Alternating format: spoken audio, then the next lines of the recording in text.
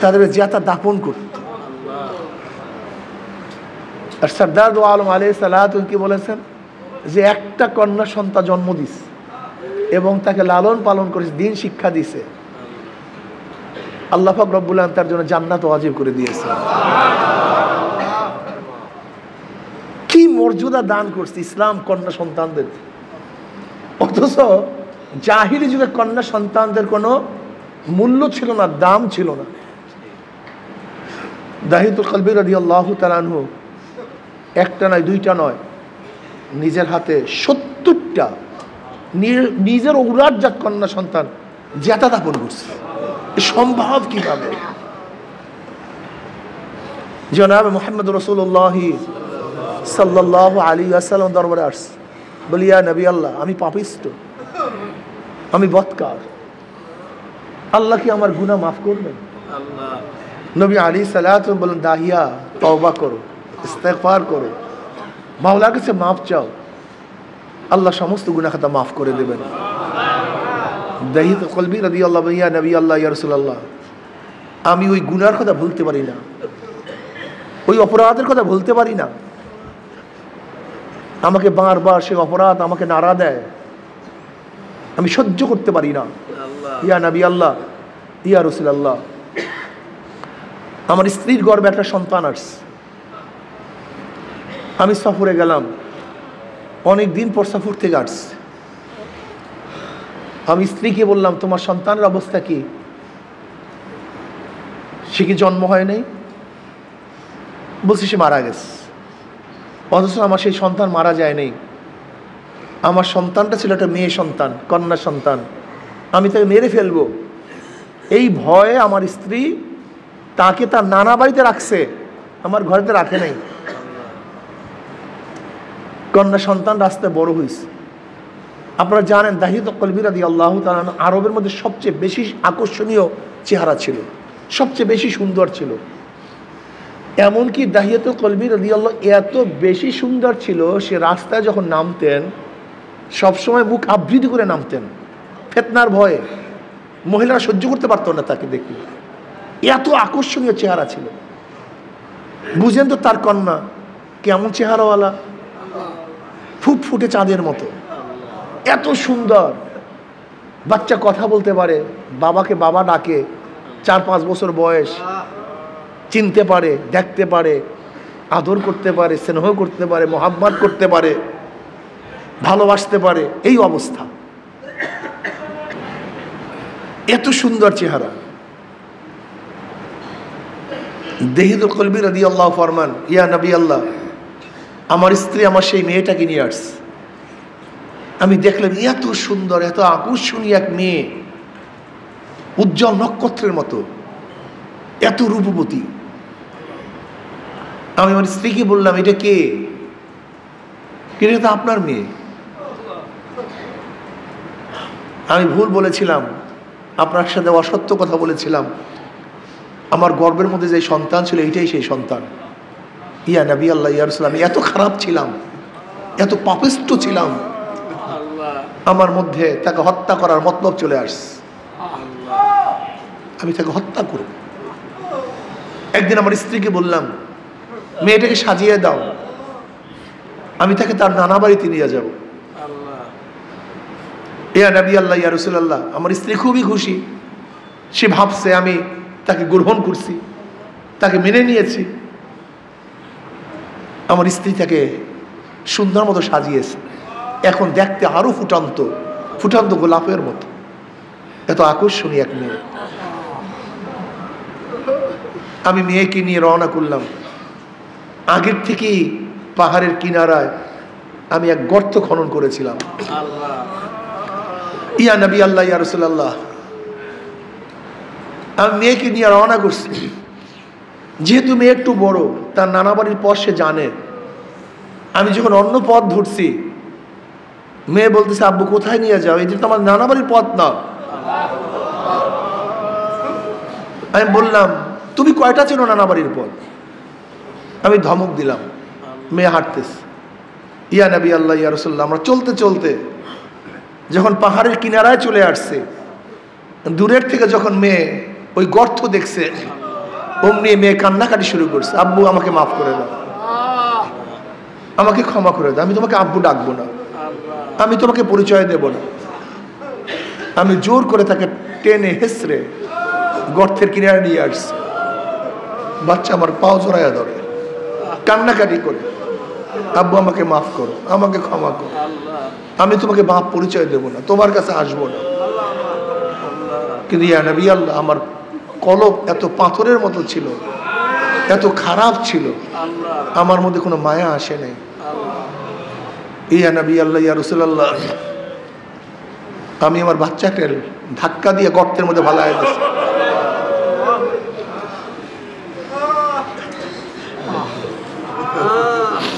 বাচ্চাটা চিল্লায়, বলে আব্বু আমাকে মাফ করো, আমাকে হত্যা করিও না। এত চিল্লা চিল্লি করতেছি, ইয়া নবী আল্লাহ, ইয়া রাসূলুল্লাহ।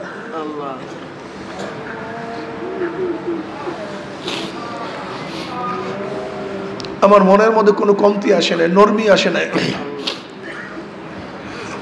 ইয়া নবী আল্লাহ, আমি সেই জ্যাঠা মেয়েটাকে, ফুটফুটি মেয়েটাকে আস্তে আস্তে মাটি চাপা দিয়ে ফেলেছি।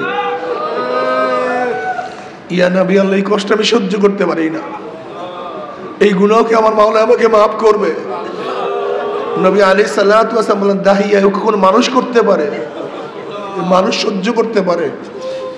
নবী আলাইহিস সালাতু ওয়াস সালাম চোখের পানি ছাড়িয়ে দিয়েছেন, সাহাবারা চোখের পানি ছাড়িয়ে দিয়েছেন।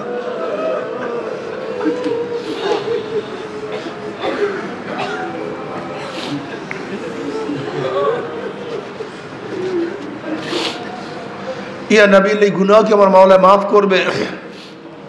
দাহিয়া, এই তওবা করার মতো তওবা করতে পারো, ঈমান আনতে পারো, ঈমানকে মজবুত করতে পারো, আমার মাওলা এই গুনাহ মাফ করে দেবেন। এই দাহিয়াতুল কলবি রাদিয়াল্লাহু তাআলা এত নিকৃষ্ট ছিলেন, কিন্তু ঈমান আনার পর, ইসলাম গ্রহণ করার পরে জিবরিল আলাইহিস সালাতু ওয়াস সালাম অধিকাংশ সময় এই দাহিয়াতুল কলবি রাদিয়াল্লাহু তাআলা আনহুর সুরাত ধরে তারপর দুনিয়াতে আসতেন। বাবার চেহারার নাম মানুষ না, এইটার নাম মানুষ না। আবু লাহাব তো অগ্নিস্ফুলিঙ্গের বাপ, খুব চেহারাওয়ালা ছিল, খুব সৌন্দর্য ছিল, খুব আকর্ষণীয় চেহারা ছিল, কিন্তু কি লাভ হবে বলেন তো? সে তো জাহান্নামের খুঁটি, জাহান্নামের কি, জাহান্নামের ইন্ধন। আবু জাহাল তো আবুল হাকাম ছিল, জ্ঞানীর বাপ ছিল, সর্দার ছিল, নেতা ছিল, অর্থের অভাব ছিল না, কিন্তু সে তো জাহান্নামের ইন্ধন, জাহান্নামের লাকড়ি। আর বেলাল হাবশির কিচ্ছু ছিল না, কালো ছিল, কুচ্ছিত ছিল, বংশের কোনো মর্যাদা ছিল না, শিক্ষিত ছিল না, গোলাম ছিল, 1 টাকার মালিক ছিল না, 1 শতক জমির মালিক ছিল না, সম্মান ইজ্জত বলতে কিচ্ছু ছিল না, কেউ তাকে দাম দিত না। কিন্তু কলবটা পরিবর্তন হওয়ার পরে এত দামি হয়ে গেছে। বেলালে হাবশে হাটে জমিনের মধ্যে, পায়ের আওয়াজ আরশের মধ্যে। এইটা মনে রাখতে হবে, ঘটনাটা কি, পরিবর্তনটা কি হয়েছে। পাও জমিনের মধ্যে, হাটে জমিনের মধ্যে, পায়ের আওয়াজ আরশের মধ্যে, পরিবর্তনটা কি হয়েছে? চেহারার পরিবর্তন হয় না, হাতের পরিবর্তন হয় না, কানের পরিবর্তন হয় না, চোখের পরিবর্তন হয় নাই, ওই শৈলের মধ্যে, সিনার মধ্যে যেটা কলব, ওই কলবটা পরিবর্তন হয়ে গেছে, আর কিচ্ছু না, আর কিচ্ছু না। খেলা কলবের মধ্যে। বেলাল হাবশি আজান দেয় জমিনের মধ্যে, 7 তবক আসমান ভেদ করে আজানের আওয়াজ চলে যায় আরশের মধ্যে। কিয়ামতের ময়দানে সমস্ত মানুষ উঠবে পায়ে হাঁটিয়া হাঁটিয়া, আর বেলালে হাবশি তার মর্যাদার কারণে কিয়ামতের ময়দানে উঠবে উটের পিঠে চড়িয়া। উমর ইবনে খাত্তাবের মতো বিশ্বজোড়া প্রেসিডেন্ট, প্রাইম মিনিস্টার, অর্ধজাহানের বাদশাহ, সে পর্যন্ত বেলালে হাবশি রাদিয়াল্লাহু তাআলা আনহুকে যখন সম্বোধন করতেন সাইয়্যিদুনা বেলাল, আমাদের সর্দার, আমাদের নেতা বেলাল। কি পরিবর্তন হয়েছে বলেন তো? বেলালে হাবশি সেই 1400 বছর আগে চলে গেছে, আজও চরমোনাই জামে আর আল কারিম মসজিদে তার বয়ান চলতেছে। কি কামাই করছে!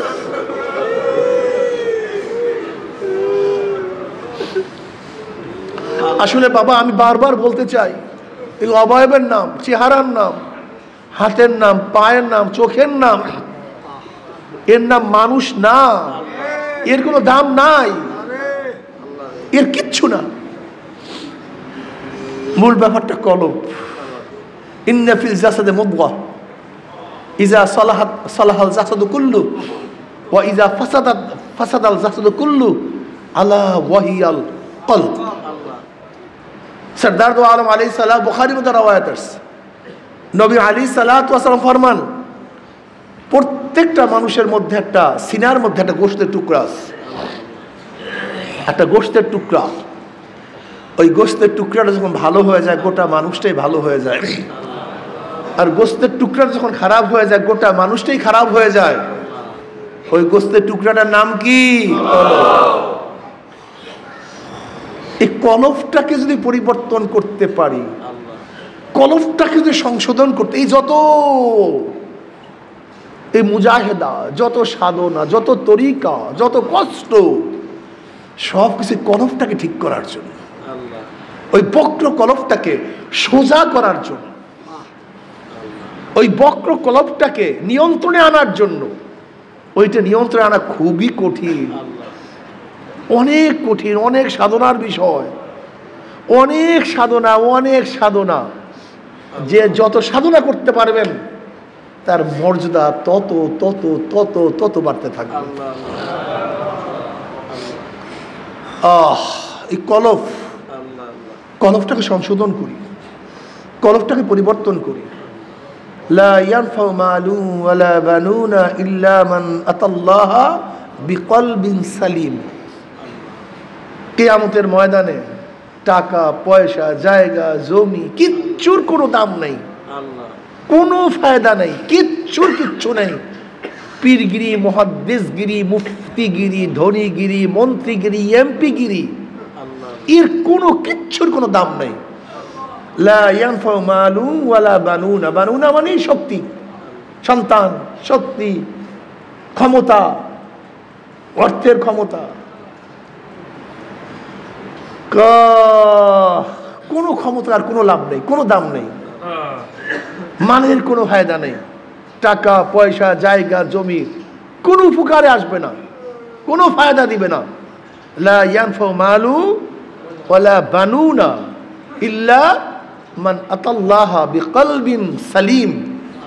সালিম মানে সুস্থ, রোগ মুক্ত, ভেজাল মুক্ত, যার মধ্যে কোনো গুনাহ নাই, পবিত্র, স্বচ্ছ, সুন্দর যে কলব, সেই কলবই একমাত্র উপকারে আসবে, সেই কবল একমাত্র মুক্তি পাবে। আর যাদের কলব নষ্ট, যত বড় ধনী হন, যত বড় অর্থওয়ালা হন, যত বড় ক্ষমতাসীন হন, কোন লাভ নেই। এর জন্য এই কলবটাকে সুস্থ করতে পারবো, এই কলবটাকে সুস্থ করা চাই। রোগ কলবের মধ্যে, এক্সের রোগ। এই কলবকে পরিষ্কার করতে গেলেই সাধনা করতে হবে। ইব্রাহিম বিন আদম রাহমাতুল্লাহ আলাইহির ঘটনা বারবার আপনারা শোনেন। ওয়াজাক্কির ফা ইন্না যিকরা তানফাউল মুমিনিন। ছাদের মধ্যে আওয়াজ, কিসের আওয়াজ? আওয়াজটা কিস? রাত্রে উঠছে। কে তুমি? মহলের মধ্যে, রাজমহলের মধ্যে। কে তুমি? কি খোঁজ করে? গেলে উঠ খোঁজ করতেছ। উঠ খোঁজ করি। কলে বেয়াকুব, উঠ হারানো গেছে, খুঁজবা বনে জঙ্গলে মরুভূমিতে, ছাদের উপরে উঠ আসবে কিভাবে? এখানে উঠ পাওয়া যায়? বেয়াকুব কোথাকার। তখন ওই পথিক বলতেছে, আমি বেয়াকুব না, বেয়াকুব তুমি। যেরকম ছাদের উপরে উঠ পাওয়া যায় না, আরামের বিছানায় মাওলাকে পাওয়া যায় না। কারবার হয়ে গেছে। ওয়াজ তো বেশি লাগে না, আসলে তাসাউফি পন্থীদের ওয়াজ কম কাজ বেশি, তাদের ওয়াজ কম কাজ। মনে রাখবেন সবাই কিন্তু এক মানেন না, ১৬ লক্ষ সাহাবী সবাই এক মানেন না, সবার আশারায় মুবাশশারা না, সবাই দুনিয়াতে জান্নাতের সুসংবাদ পান নাই। এই ১৬ লক্ষ সাহাবীদের মধ্যে সবাই কিন্তু খোলাফায়ে রাশিদিন না। পার্থক্য আছে কি নেই? সমস্ত নবীদের মর্যাদার মধ্যে পার্থক্য আছে কি নেই? এই গোটা মানুষের মধ্যে মর্যাদার পার্থক্য আছে কি নেই? চরমোনাই সমস্ত মুজাহিদের মধ্যে পার্থক্য আছে কি নাই? কাজে অন্য কারোর সাথে আপনি তুলনা করিয়েন না, আপনি নিজের চিন্তা করেন। এই মাত্র হাদিস শুনাইলাম, নবী আলাইহিস সালাতু ওয়াস সালাম বলছেন আমার উম্মতের মধ্যে ৫০০ জন কি থাকবে? বুজুর্গ থাকবে, বিশেষ বুজুর্গ, এবং ৪০ জন আবদাল থাকবে। অথচ কোটি কোটি মানুষ, শত শত কোটি মানুষ। আপনি ভাবিয়েন না সবাই এক মর্যাদা, সবাই এক দামি না, পাগল, সবাই এক দামি না, সবাই এক মর্যাদা না। আপনি আপনার চিন্তা করেন, আপনি আপনার সাধক হন, আপনি আপনার পথ দেখেন, আপনি নিজের চিন্তা করুন আমি কতদূর অগ্রসর হইতেছি, কতদূর অগ্রসর হইতেছি। আমি কথাটা বুঝাতে পারছি? চরমোনাই সমস্ত মুজাহিদের মান এক না। আল্লাহ পাক এরকম কিছু মুজাহিদ রাখছেন মুস্তাজাবুদ দাওয়া। আল্লাহ পাকের কাছে যেই দোয়া করেন আল্লাহ পাক সেই দোয়াই কবুল করে ফেলেন। এরকম কিছু মুজাহিদ আছে তো, সবাই না, সবাই হওয়াও সম্ভব না। এত সাহাবাদের মধ্যে জান্নাতের সুসংবাদ পাইছেন কতজনে? ১০ জন। সবাই মান এক না, সবাই সাহাবী। এই জন্য চরমোনাই মুজাহিদের মধ্যে সবার কিন্তু মান এক না রে পাগল। কিছু মুজাহিদ আছে আলহামদুলিল্লাহ, থাকবে এরকমই। সবাই ফার্স্ট ক্লাস ফার্স্ট হয় না, সবাই গোল্ডেন এ প্লাস পায় না, সব ছাত্ররাই পাস করে না। চরমোনাই সমস্ত মুজাহিদরাই পাস করবে, ব্যাপারটা কিন্তু এরকম না। এর জন্য নিজের চিন্তা করবে, সাধনা করবেন। সাধনা দাম হলে সাধকের, যারা বেশি সাধনা করতে পারবেন তারাই দামি হয়ে যাবে। এই যে চরমোনাই আসছেন, তার বিয়াতের মধ্যে আসছেন, সবার কি মান এক? কিছু মুজাহিদ আছে প্রত্যেকটা সময়কে কাজে লাগায়, প্রত্যেকটা সময়কে কাজে লাগায়, একটা সময় তাদের বেহুদা যায় না। সবাই কিন্তু তরবিয়াতে আসছে, সবার কিন্তু মান এক না। এটা হবেও না, হওয়া সম্ভবও না, সম্ভবও না। এর জন্য কিয়ামতের ময়দানে নবী আলাইহিস সালাতু ওয়াস সালাম ফরমান আমার এমন কিছু উম্মত হবে যারা এক একজনে হাজার হাজার হাজার হাজার জাহান্নাম থেকে সুপারিশ করে জান্নাতে নিয়ে যাবে। সবার মান এক না।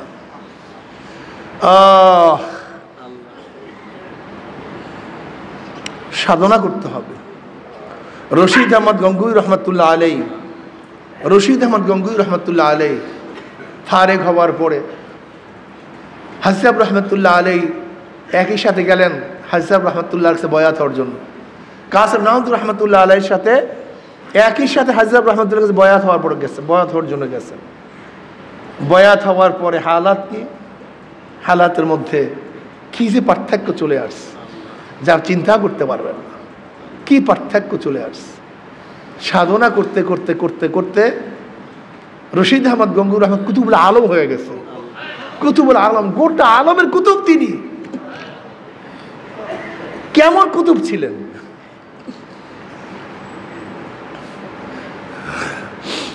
দাদা রহমতুল্লাহ আলাই তাসকিরাত রশিদিয়ার বরাত দিয়ে একটা ঘটনা নিয়ে আসছেন। এক মুরব্বী রশিদ আহমদ গঙ্গুই রহমতুল্লাহকে বলতেছেন, হুজুর আমার নাতিকে পাই না 3 দিন পর্যন্ত। বলে আমি কি করব? বল না হুজুর আমার অবস্থা খুবই খারাপ, আমার নাতি ছাড়া উপায় না, আমি নাতিকে পাই না। রশিদ আহমদ গঙ্গুই রহমতুল্লাহ আলাইহি এমন কান্নাকাটি শুরু করছে, কাঁদতে কাঁদতে অস্থির। কাল বসো।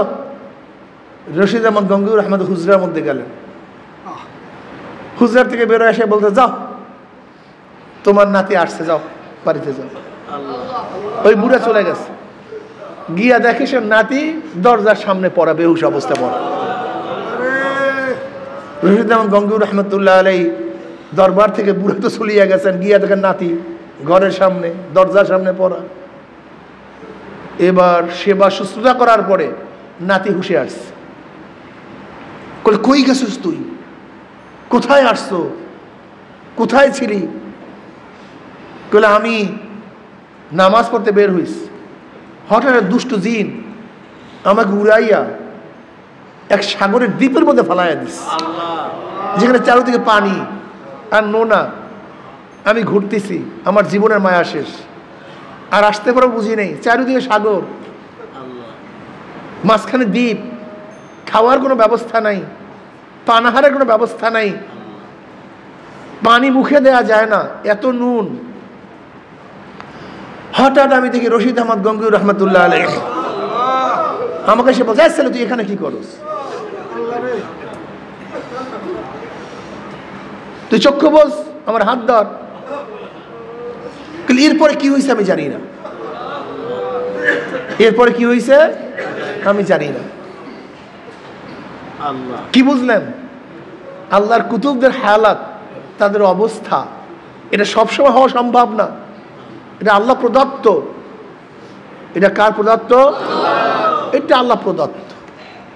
বুখারীর মধ্যে বহুত রওয়ায়াত আসছে, কারামতের বহুত রওয়ায়াত আসছে, সাহাবাদের থেকে কারামতের বহুত ঘটনা আসছে। বুখারীর মধ্যে এক রওয়ায়াত আসছে, দুই সাহাবী নবী আলাইহিস সালাতু ওয়াস সালামের দরবার থেকে রাতে নামলেন, অন্ধকার, কিন্তু যখনই নামছেন দেখে সামনে একটা আলো। তারা হাঁটতেছেন, আলো সামনে পথ দেখাইতেছে। তারা অনেক দূর যাওয়ার পরে দুইজনের রাস্তা ভাগ হয়ে গেছে, একদিকে আর একজন অন্যদিকে। আলোটা ভাগ হয়ে উভয়কে আলো দেখতে দিতে ঘর পর্যন্ত পৌঁছাইয়া দিস। বুখারীর মধ্যে রওয়ায়াত আছে। এরকম পাহুত কারামত সাহাবাদের থেকে, আল্লাহ ওয়ালাদের থেকে আসছে, যে ইনশাআল্লাহ আর একদিন বয়ান করা হবে। তা আল্লাহ ওয়ালারা, আল্লাহর কুতুবরা কখনো কখনো যখন তাদের মধ্যে কারামত জারি হয়, গোটা দুনিয়াকে পান ডালার মতো দেখে। যেরকম পান ডালার মধ্যে কোন জায়গায় চুন, কোন জায়গায় কি, সব কিছু দেখা যায়, ঠিক তাদের কাছে আল্লাহ পাক গোটা দুনিয়ার পর্দাকে উঠাইয়া দেন। এটা তাদের ইচ্ছা হয় না, এটা যালিকা ফাদলুল্লাহি ইউতিহি মান ইয়াশা। এটা আল্লাহ পাক যাকে দান করেন তার থেকে সম্ভব, অন্য কারোর থেকে সম্ভব না। যাই হোক, এর জন্য কলমের পরিবর্তন। রশিদ আহমদ গঙ্গুর রহমতুল্লাহ হালাত, তার হাত পরিবর্তন হয়নি, তার চক্ষু পরিবর্তন হয়নি, কিন্তু আল্লাহ পাক রব্বুল আলামিন তাকে যে এই মর্যাদা দিচ্ছেন, কি পরিবর্তন হওয়ার কারণ? কলমটা পরিবর্তন হওয়ার কারণ, অন্য কিছু না। খেলাটা হলো কলম। ব্রিটিশ হঠাৎ আন্দোলনের পরে রশিদ আহমদ গঙ্গুর রহমতুল্লাহ আলাই, কাসেম নামদুর রহমতুল্লাহ আলাই, হাজরত রহমতুল্লাহ আলীর উপর বহু নির্যাতন, যে নির্যাতনের শেষ নেই, সীমা নাই। রশিদ আহমদ গঙ্গুর রহমতুল্লাহ আলাইকে অ্যারেস্ট করছে, তাকে জেলখানায় বন্ধ করে ফেলছে, কিন্তু কাসেম নামদুর রহমতুল্লাহ আলাইকে এখন অ্যারেস্ট করতে পারে নাই। ব্রিটিশ পুলিশে খুঁজতেছে, ঘুরতেছে, কোথায় পাওয়া যায়। এর মধ্যে কিছু মুনাফেক আছে না, ওই মুনাফেকরা ব্রিটিশ পুলিশদেরকে নিয়ে আসছে সাত্তা মসজিদে। সাত্তা মসজিদ, যেখানে কাসেম নামদুর রহমতুল্লাহ আলাই থাকতেন, মোরাকাবা করতেন। সাত্তা মসজিদ, হজরত কাসেম নামদুর রহমত সাত্তা মসজিদের মধ্যে, এর শাখের পরে, এর মধ্যে ওই মুনাফেক বাহিরের থেকে, মসজিদের বাহিরের থেকে ব্রিটিশ পুলিশদেরকে বলতেছে, ওই যে দেখো, ওইটা কাসেম নানুতি, ওইটাই কি কাসেম নানুতি। এর মধ্যে পিছন থেকে দেখছে তো মুনাফেক তো চলে গেছে, পুলিশ অন্যদিক দিয়ে ঢুকছে, আসিয়া কাসেম নানুতুর রহমতুল্লাহকে বলতেছেন, কাসেম নানুতি কি, কোথায়? কাসেম নানুতুর রহমতুল্লাহ আলাই তার জায়গা থেকে সরে বলতেছে, একটু আগে তো ওখানে ছিল, একটু আগে তো, এটার নাম মানতে তাকিয়া। কাসেম মাহমুদুর রহমত ইমামুল মান্তিক ছিলেন, মান্তিকের ইমাম ছিলেন, মারাত্মক মান্তিকি ছিলেন কাসেম মাহমুদুর রহমতুল্লাহ আলাইহি, অনেক মান্তিকি ছিলেন।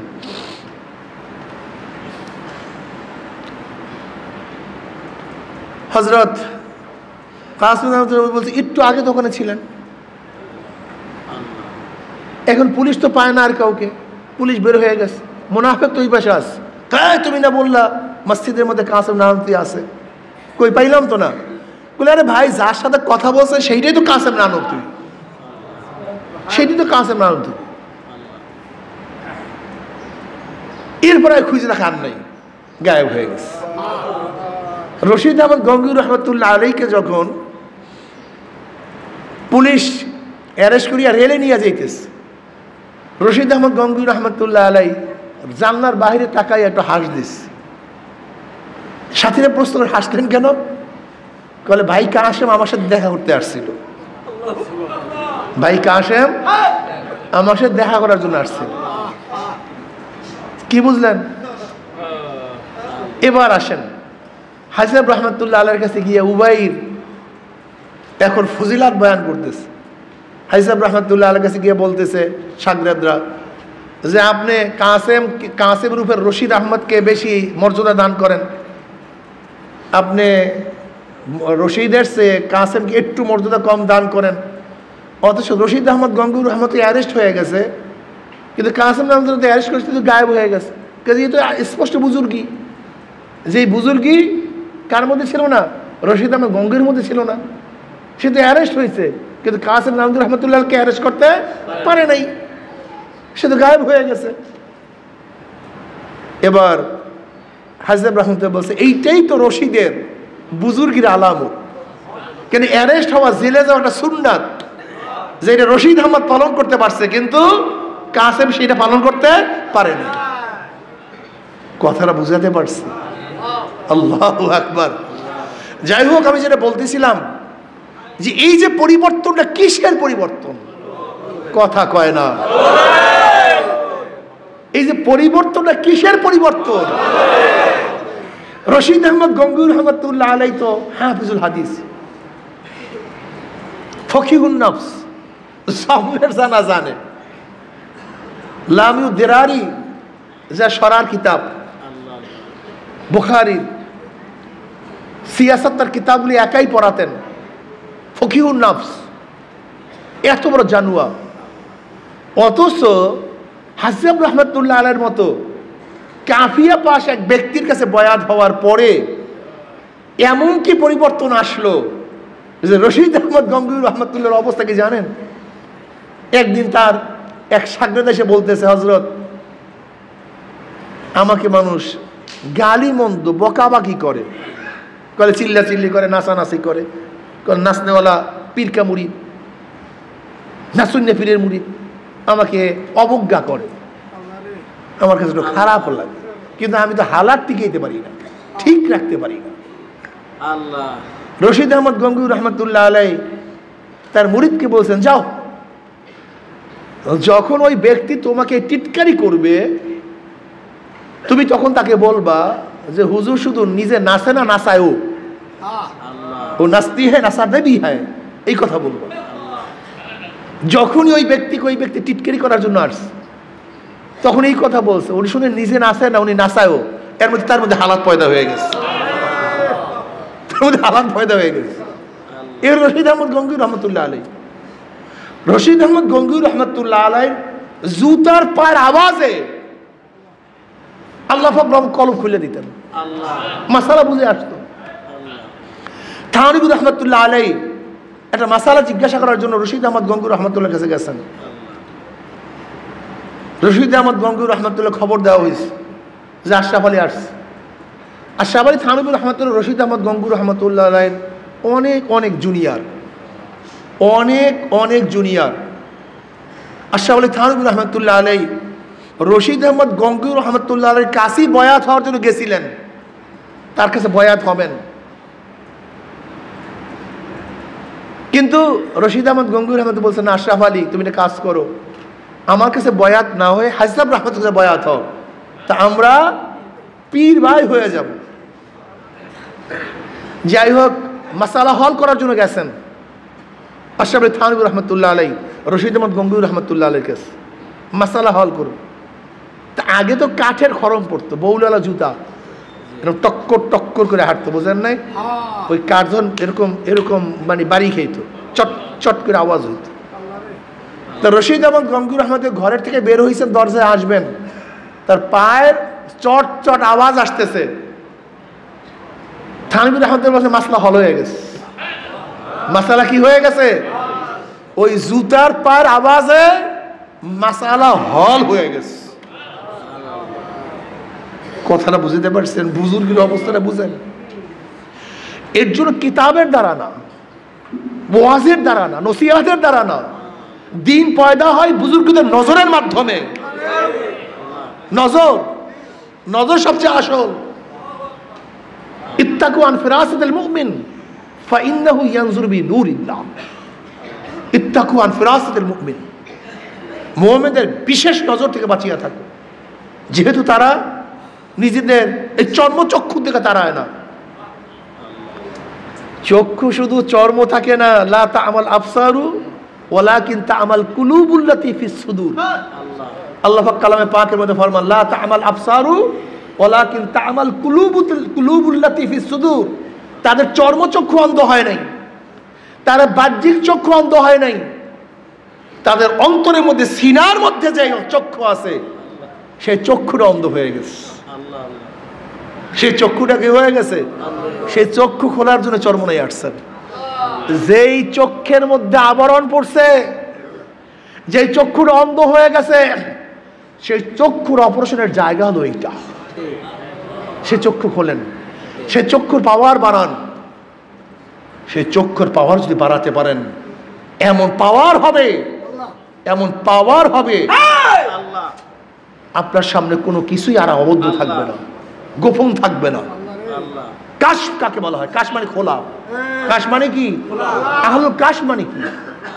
যাদের কাছে সবকিছু খোলা, উন্মোচন, স্পষ্ট।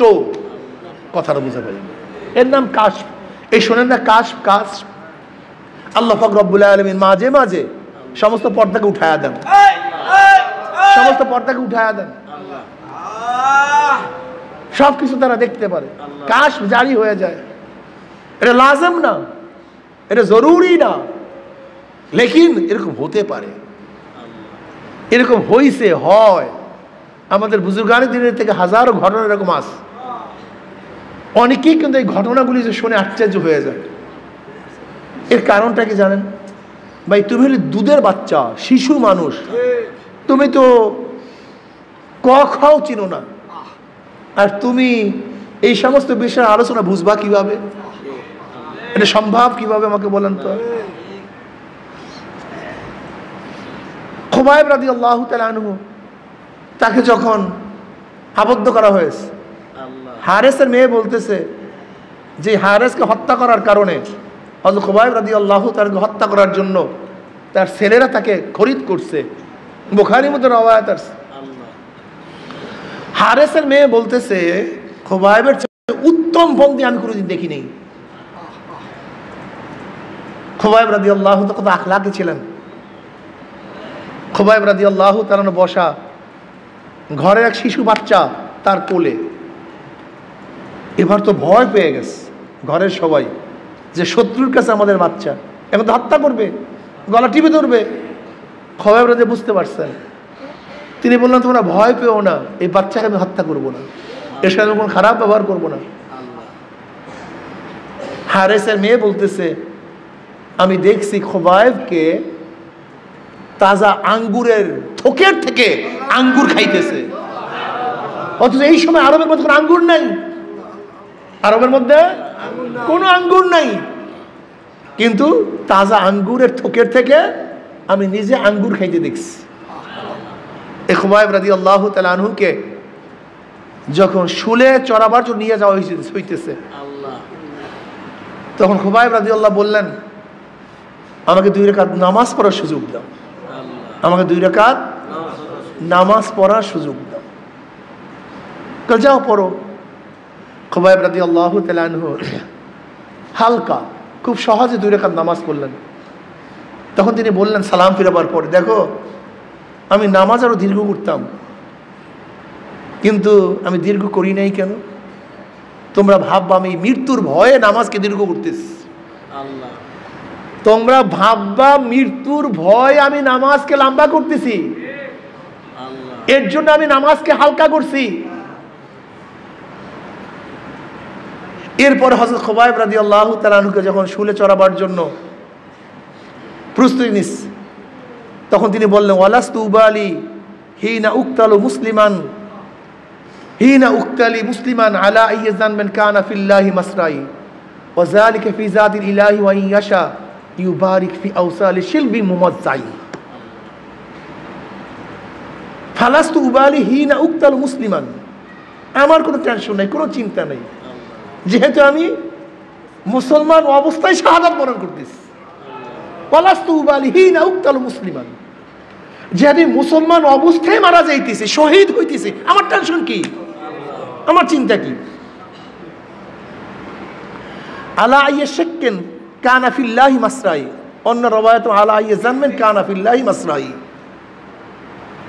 তোমরা কাবার দিকে মুখ ফিরে আমাকে হত্যা করো অথবা অন্যদিকে ফিরে হত্যা করো না কেন, কোনো টেনশন নেই, যেহেতু আমার মৃত্যুটা, আমার রক্ত প্রবাহিত হচ্ছে কার জন্য? একমাত্র আল্লাহর জন্য। ওয়াযালিকা বিল্লাহি ওয়া কানা যালিকা কি হিনা উক্তাল মুসআলা যাইন ওয়াযালিকা ফি যাতিল ইলাহি ওয়া ইন ইয়াশা ওয়াযালিকা ফি যাতিল ইলাহি ওয়া ইন ইয়াশা ইউবারিক ফি আওসালি শিলবি মুমাজ্জাই। আল্লাহ পাক ইচ্ছা করলে আমার প্রত্যেকটা জোড়ার থেকে, আমার প্রত্যেকটা রক্তের ফোঁটার থেকে আল্লাহ পাক রব্বুল আলামিন আমাকে বহুত বহুত বরকত দান করবেন। ইউবারিক ফি আওসালি শিলবি মুমাজ্জাই। তারা শহীদের মুহূর্তেও, জীবন বিসর্জন যাওয়ার মুহূর্তেও তাদের কত সুখ, কত আনন্দ, যে আমার কোনো চিন্তা নাই। ফালাস্তু উবালি হিনা উক্তাল মুসলিমান, আমার কোনো টেনশন নাই, কোনো চিন্তা নাই, যেহেতু আমি মুসলমান অবস্থায় মারা যাইতেছি। কি মজার কথা! আর আমরা মারা যাওয়ার আগে চিন্তা করি আমাদের এই বাড়ির কি হবে, টাকার কি হবে, এইটার কি হবে, সেইটার কি হবে। আর তাদের চিন্তা ফালাস্তু উবালি হিনা উক্তালু মুসলিমান আলা আইয়ি যানবিন কানা ফিল্লাহি মাসরাই ওয়া যালিকা ফি যাতিল ইলাহি ওয়া ইন ইয়াশা ইউবারিক ফি আওসালি শিলবিন মুমাজ্জাই। কত মজার কথা! কলবটাকে পরিষ্কার, আল্লাহ কলবটাকে সাফ করিয়া দাও, কলবটাকে পরিষ্কার করিয়া দাও। কলব আল্লাহ কলবটাকে সাফ করিয়া দাও। এইটা কিন্তু পরিষ্কার করতে পারে। লা ইয়ানফাউ মালু ওয়ালা বানুনা ইল্লা মান আতাল্লাহা বিকলবিন সালিম। কিয়ামতের ময়দানে একদল মানুষ এত সুস্থ কলব নিয়ে উঠবে, এত পরিষ্কার কলব, গুনাহ নাই, পাপ নাই,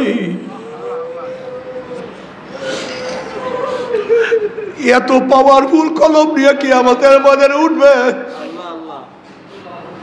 কালবেরকে যেরকম আকাশের মধ্যে বিজলি চমকাবার সাথে সাথে তারা আলো দুনিয়াতে পৌঁছিয়া যায়, তাদের কলবের পাওয়ার এত বেশি হবে, 1 সেকেন্ডের মধ্যে পৌঁছারাত পাড়ি দিয়ে মাওলার জান্নাতে চলিয়া যাবে। এত পাওয়ারফুল। আল্লাহ আল্লাহ আল্লাহ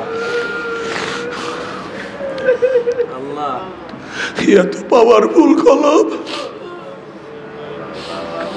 কোনো গুনাহ নাই, কোনো টেনশন নাই, কোনো চিন্তা নাই, কোনো হিসাব নাই, কোনো নিকাশ নাই।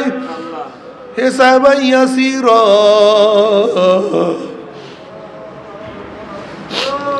আমলনামা নেকের ওজন, শুধু নেকার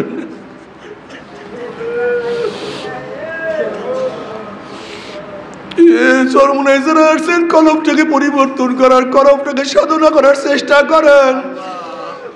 কলমের মধ্যে যদি কেবের না থাকে, কেবেরকে দূর করার চেষ্টা করেন। রিয়া যেন কলমের মধ্যে না থাকে। আমি যা কিছু করি আমার মাওলার জন্য, অন্য কার জন্য আমি কোনো ইবাদত করি না। আমি সিজদা দেই আমার মাওলার জন্য,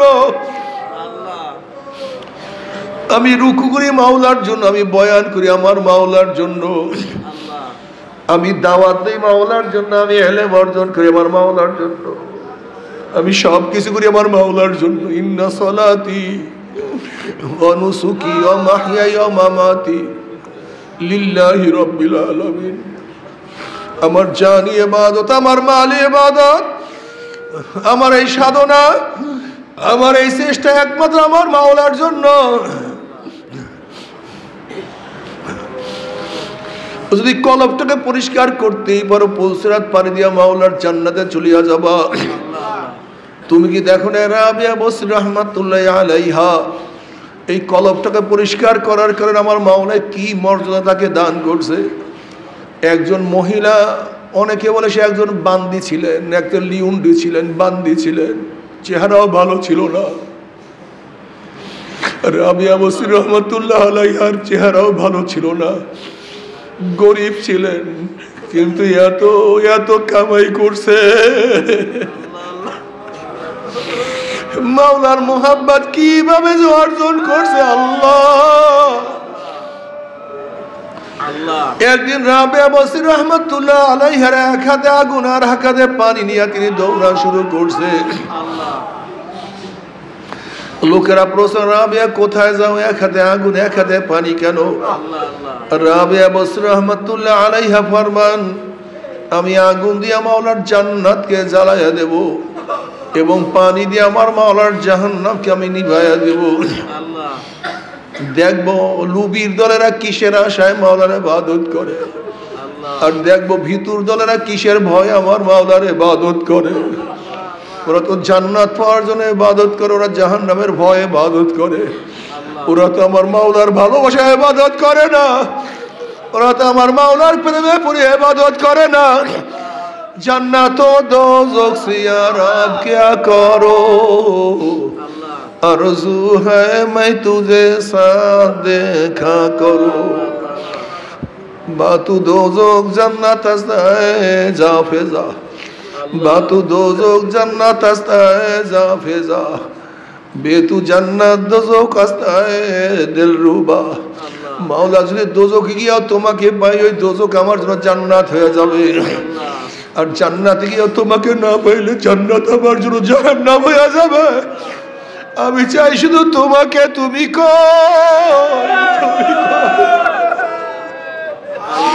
ওরে কলবটাকে মাওলার জন্য খালি করিয়া ফেলাও। हर तमन्ना दिल से रुखसद हो गई, अब तू आजा, अब तो खिलवात आ गए। हर तमन्ना दिल से रुखसद हो गई, अब तू आजा, अब तो खिलवात आ गई। মাওলা অন্তর থেকে সব চিন্তা, সব ভাবনা, সব কিছু দূর করিয়া ফেলাইছি। মাওলা তুমি একটু আসো, তুমি একটু আসো, আমার কলবের মধ্যে একটু আসো আল্লাহ। তোমার মোহাব্বতের কলবকে পূর্ণ করিয়া দাও, তোমার ভালোবাসাদের আমার অন্তরে ভরিয়া দাও। কত মোহাব্বত করি আল্লাহ আল্লাহ ডাকে আমার মাওলাকে। ইয়া বাবা ইয়া নাবা ইয়া মুজুস্তু জুয়ে মিকুনা, ইয়া মামুরা ইয়া নাবা ইয়া মুজুস্তু জুয়ে মিকুনা, হাসলা ইয়া দিয়ানা ইয়া দারু জুয়ে মিকুনা। মাওলা তোমাকে পাই অথবা নাই পাই, তুমি আমাকে ধরা দাও অথবা না দাও, তুমি আমার ডাকে সাড়া দাও অথবা নাই দাও, আমি তোমার ডাক ছাড়বো না, আমি তোমার পথ ছাড়বো না, আমি তোমার পথে থাকবো। আমি তোমাকে ডাক দিয়ে থাকবো। আল্লাহ আমাদের খেয়াল কত মজা।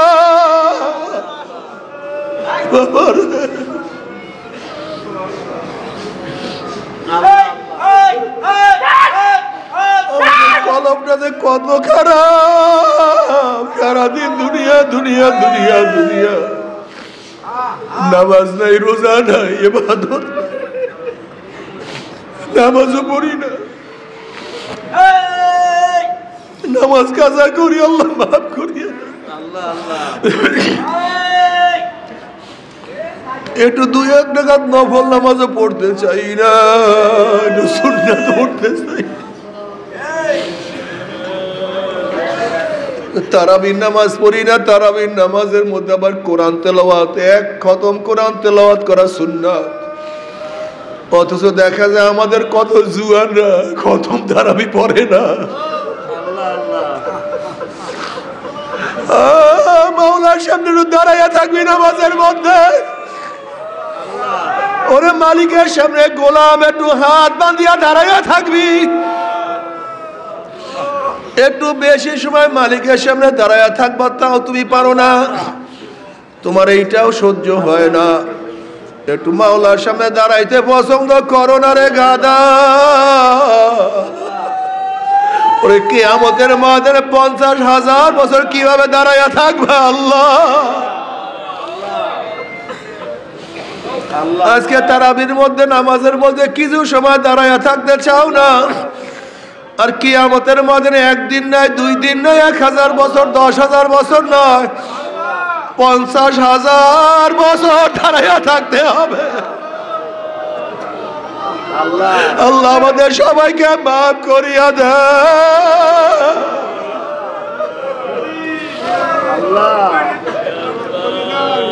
বাবারে কলমটাকে সোজা করো, কলমটাকে ঠিক করার চেষ্টা করো, রিয়া যেন না থাকে। কেবের উম্মুল আমরাজ, কেবের সবচেয়ে খারাপ।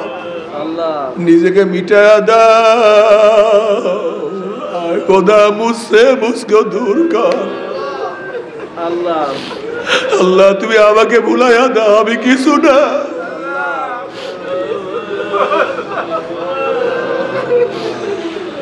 আল্লাহ আমি কিছু না, আমি কিছু না, আমি তোমার একটা বান্দা, আমি তোমার একটা গোলাম, আমি তোমার একটা গুনাহগার, আমি তোমার একটা পাপী।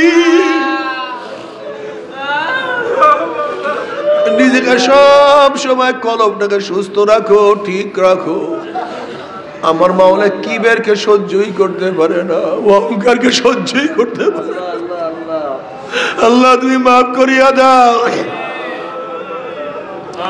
আল কিবরিয়া রিদাই, আল্লাহ পাক হাদিসে কুরসির মধ্যে ফরমান, কিবের হলো আমার খাস চাদর, আমার চাদর ধরে কেউ টানাটানি করিও না। আল্লাহ কিবের সহ্যই করতে পারে না।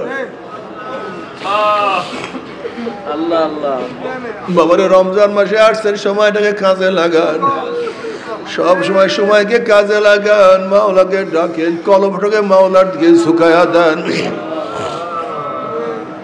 আর মাওলাকে ডাকতে থাকেন আর বলতে থাকেন, মাওলা হে ধরা দাও অথবা নাই দাও, তুমি দরজা খোলো অথবা নাই খোলো, তুমি আমার ডাকে সাড়া দাও অথবা নাই দাও, আমি তোমাকে ডাকবো, তোমার দরজায় নক করতেই থাকবো, তোমার দরজায় নক করতে। আমার জন্য দোয়া চাই। আজকে আমাদের দ্বিতীয় দিন চলে যাইতে আছে। রমজানের প্রথম দিনই মাওলা কত মানুষকে রহমত দিয়া ভূষিত করিয়া ফেলাইছে, অথচ মাওলা আমাকে রহমত দিছে কি দিছে না আমি তো এখনো জানি না। কাজে সবাইকে নিয়ে দোয়া করো। ও আমার মা বোনেরা যারা পর্দার আড়ালে এই রোদের মধ্যে আসছে, আল্লাহ তুমি আমার মা বোনকে কবুল করিয়া নাও। সবাই সবার জন্য খাস করিয়া দোয়া করে, আল্লাহুম্মা আমিন।